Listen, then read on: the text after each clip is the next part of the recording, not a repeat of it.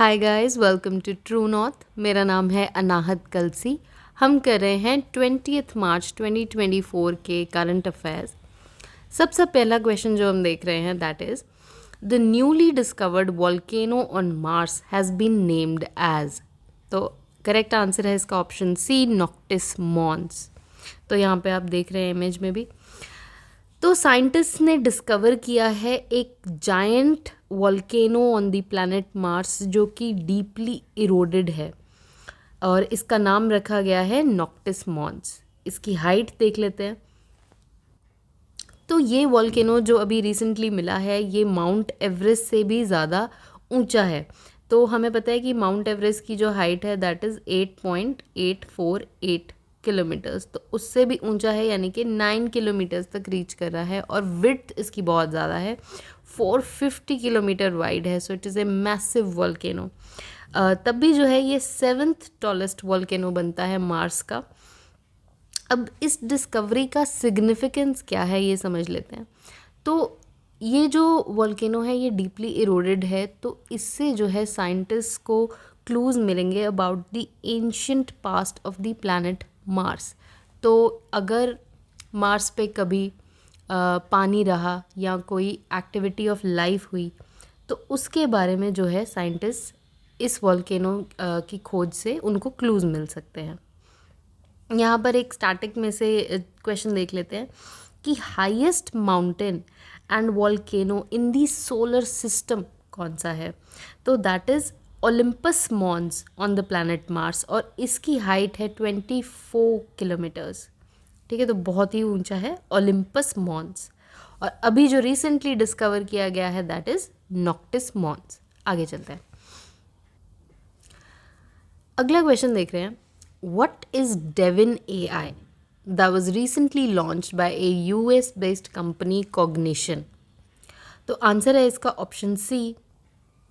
Devine AI जो है world का पहला fully autonomous AI software engineer है। So this AI is being called a software engineer, वो भी वर्ल्ड का पहला fully autonomous AI software engineer. ठीक है।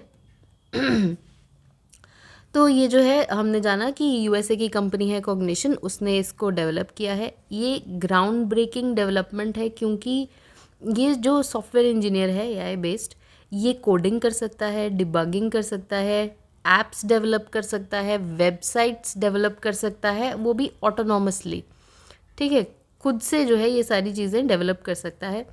और इसने बहुत सारे इंजीनियरिंग इंटरव्यूज़ भी सक्सेसफुली पास किए हैं और रियल वर्ल्ड फ्रीलांस जॉब्स भी किए हैं। तो जैसे वेबसाइट्स होती हैं, एप्स भी होती हैं, अपवर्क एट्सेट्रा, तो वहाँ पे आप फ्रीलांस जॉब्स जो हैं आईटी रिलेटेड और भी चीज़ें वो आप ले सकते हो and you can get paid for them. तो इसने वो रियल वर्ल्ड की जॉब्स भी की हैं। सो क्या है ये डेविन एआई। ठीक है, यूएसए की कंपनी है कॉग्निशन जिसने इसको लॉन्च किया है। आगे चलते हैं, अगला क्वेश्चन हम देख रहे हैं। Which state police department has adopted the Trinetra app 2.0। तो ये जो त्रिनेत्र ऐप है इसको किसने अडॉप्ट किया है। आंसर है इसका option B, UP police, Uttar Pradesh की पुलिस ने जो है इसको अडॉप्ट किया है। देखते हैं क्या है ये त्रिनेत्र ऐप 2.0। एक तो पहली बात ये एआई पावर्ड है, इसे डेवलप किया है कि एआई स्टार्टअप कॉल्ड स्टाकू टेक्नोलॉजीज़ ने। तो अब ये है क्या, ये एक डिजिटल प्लेटफॉर्म है जो कि प्रोवाइड कर रहा है क्राइम जीपीटी फीचर। तो हमें पता है अभी चैट जीपीटी बहुत न्यूज़ में है, तो उसी तरीके से क्राइम जीपीटी।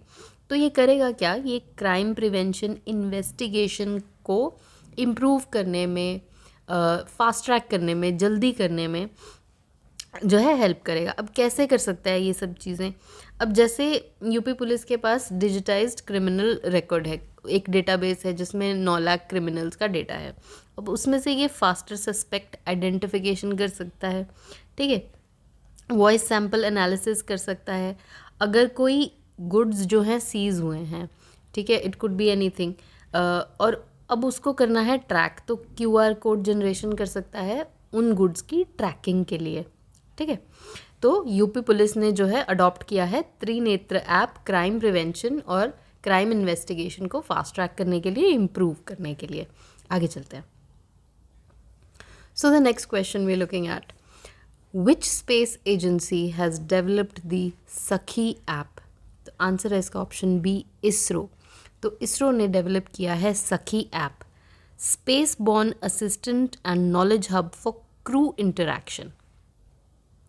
तो इसको डेवलप किया है विक्रम साराभाई स्पेस सेंटर ने। VSSC जो है इसरो की एक फैसिलिटी है इन केरला, तिरुवनंतपुरम में, केरला में इसरो की फैसिलिटी है ये, ठीक है। तो वहाँ पे जो है डेवलप किया गया है सखी ऐप को। अब इसके बारे में जानते हैं इसका एम क्या है। तो यहाँ पे आप इमेज में देख सकते हैं, इसमें दिख रहा है आपको health monitoring, messaging, technical documents, flight dynamics, crew intervention. तो ये क्या कर रहा है ऐप?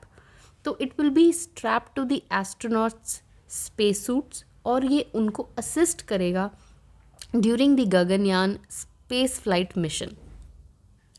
अब क्या क्या फीचर्स हैं इसमें जिससे ये हेल्प करेगा? तो जो एस्ट्रोनॉट्स हैं उनकी हेल्थ मॉनिटरिंग, उनकी डाइट के जो शेड्यूल्स हैं उसका मैनेजमेंट, कम्युनिकेशन क्रू के बीच में, communication with the earth stations as well, और भी इसमें जैसे कोई टेक्निकल क्वेरी है उनको, उस तरीके की चीज़ें ये प्रोवाइड करेगा टू द एस्ट्रोनॉट्स। अब इसका बेनिफिट ये होगा कि इससे जो है मिशन सेफ्टी और एफिशिएंसी एनहांस हो जाएगी, ठीक है। तो हम देख रहे हैं सखी app developed by ISRO's facility Vikram Sarabhai space centre. अब थोड़ा सा यहाँ पे स्टैटिक चीज़ें जान लेते हैं। तो VSSC के जो डायरेक्टर हैं वो हैं डॉक्टर यूनिकृष्णन नायर, ठीक है। और गगनयान मिशन के बारे में भी थोड़ा सा यहाँ पे रिकैप कर लेते हैं हम।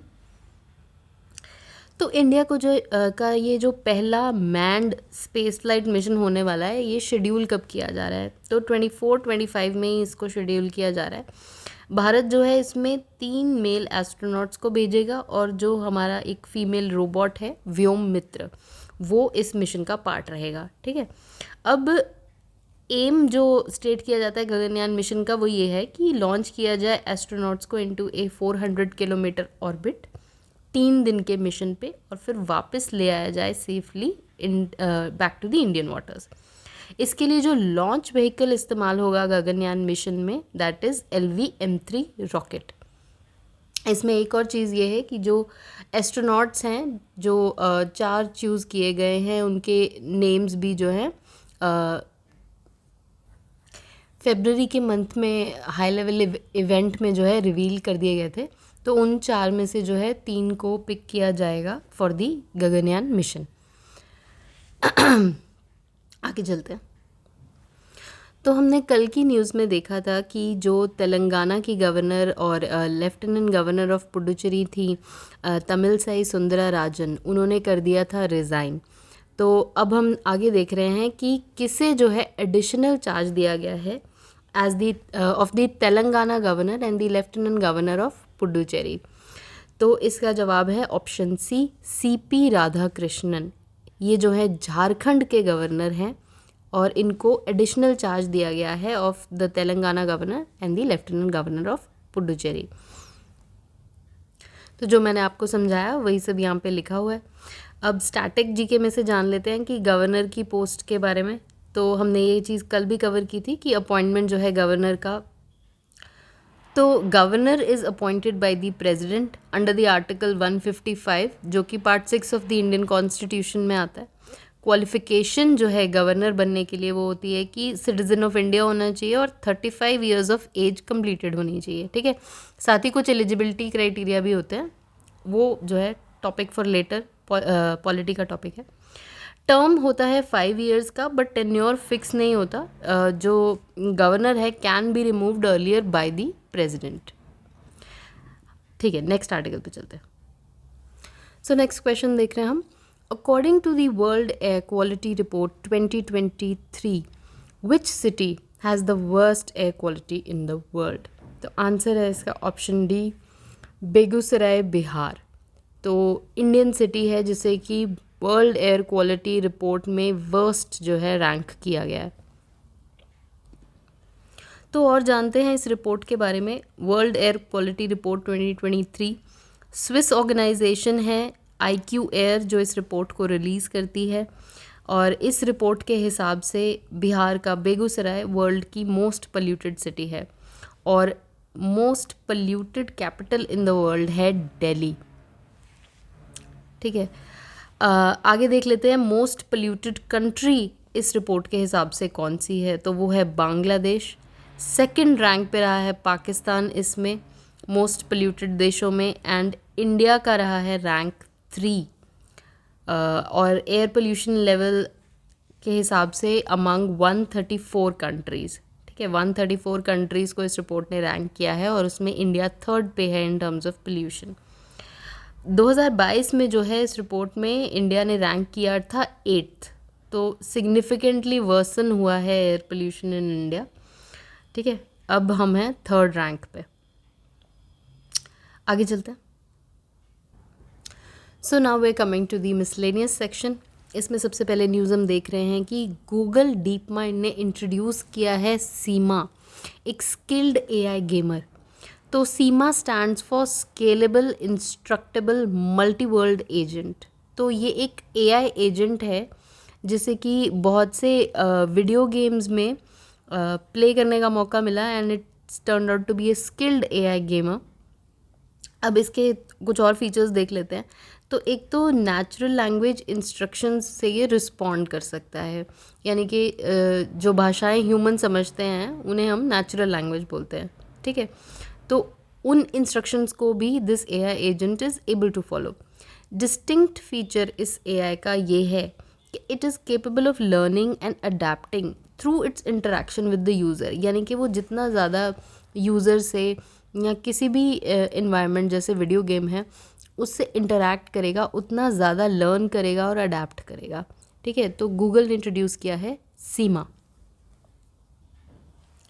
नेक्स्ट हम देख रहे हैं कि इंडिया का पहला आयुर्वेदिक कैफ़े जो है वो ओपन किया गया। तो नाम क्या है इसका, कहाँ पे ओपन हुआ है ये, तो नाम है इसका सोमा द आयुर्वेदिक किचन। ये ओपन किया गया है दिल्ली में महर्षि आयुर्वेदा हॉस्पिटल में। ये कैफ़े जो है यहाँ पे जो भी फूड होगा जैसे पाव भाजी हो गया या अदर फूड्स, तो it will be served made from Ayurvedic ingredients. ठीक है, आगे हम देख रहे हैं कि first ever room temperature stable drug for sickle cell anaemia या फिर सिकल सेल डिजीज़ जो है डेवलप किया गया है। ठीक है, इंडियन कंपनी है ये एकम्स ड्रग्स एंड फार्मास्यूटिकल जिसने इस ड्रग को डेवलप किया है called hydroxy urea oral suspension. ठीक है, तो ये ड्रग है सिकल सेल एनीमिया के लिए। ये ड्रग जो है इंडिया का पहला इंडिजिनस ड्रग है फॉर सिकल सेल डिजीज़ और ये यहाँ के जो पेशेंट्स हैं उनको एक लोअर कॉस्ट ट्रीटमेंट ऑप्शन देगा इस डिज़ीज़ के लिए। जान लेते हैं कि सिकल सेल डिज़ीज़ या सिकल एल एनीमिया होता क्या है। तो ये जेनेटिक है, फर्स्टली ब्लड डिसऑर्डर है जो कि हीमोग्लोबिन को इफ़ेक्ट करता है। तो इसमें क्या होता है कि जो आपके आरबीसीज़ होते हैं, जैसे अगर ये आरबीसी है, आरबीसी की शेप है इस तरीके से, सो ये मिसशेपन हो जाते हैं और सिकल शेप्ड जो है बन जाते हैं एंड दे ब्रेक डाउन, मतलब इनका जो लाइफ जितनी होनी चाहिए एक आरबीसी की उतनी नहीं रहती है, दे ब्रेक डाउन अर्ली। तो इससे जो है ब्लड में शॉर्टेज हो जाता है रेड ब्लड सेल्स का। ठीक है, तो हमें ये तो पता ही है कि आरबीसी जो हैं उनके अंदर हीमोग्लोबिन होता है जो कि उन्हें कैपेसिटी प्रोवाइड करता है to carry oxygen from the lungs and deliver it throughout our body. ठीक है, तो ऑक्सीजन कैरी करने का काम कौन करता है, आरबीसीज़ करते हैं। तो अगर उनका शॉर्टेज हो जाएगा तो काफ़ी मतलब ये सीरियस इलनेस है, जेनेटिक डिसऑर्डर है sickle cell disease. Next news हम देख रहे हैं STAG, Indian army's new elite tech unit. तो STAG here stands for signals technology evaluation and adaptation group. तो ये क्या है समझते हैं। तो ये एक यूनिट बनाया गया है इंडियन आर्मी में, एक ग्रुप ऑफ 280 पर्सनल जो कि रिसर्च करेगा, डेवलप करेगा advanced communication tech for the military. तो मिलिट्री एप्लीकेशन इंडियन आर्मी के लिए जो है डेवलप करेगा एडवांस्ड कम्युनिकेशन टेक।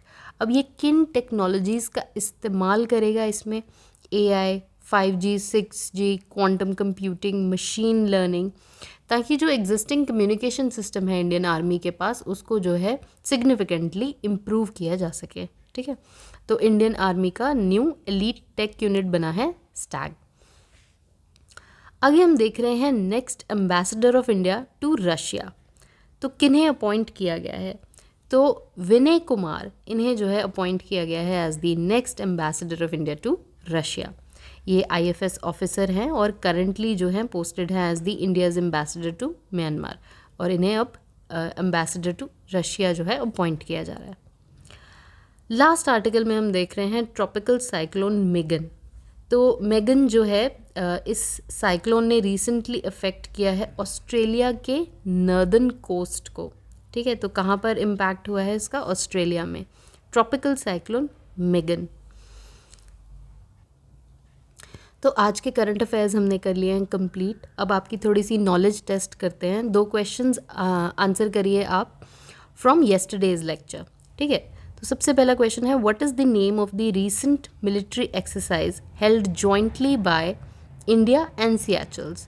और ऑप्शंस हैं आपके, exercise Tiger Triumph, exercise Lamitiye 2024, exercise Shakti, exercise Milan. तो कमेंट में आंसर करिए इसको।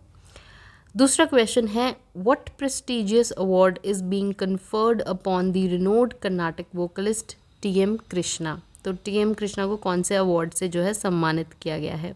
ऑप्शंस हैं आपके, भारत रत्न अवार्ड, संगीत कलानिधि अवार्ड, संगीत नाटक अकेडमी अवार्ड, या फिर पद्म भूषण अवार्ड। तो आज का हमारा लेक्चर यहाँ पे ख़त्म होता है। If you enjoyed this video please drop a like and subscribe to the channel. थोड़ा motivation, let it come towards me also.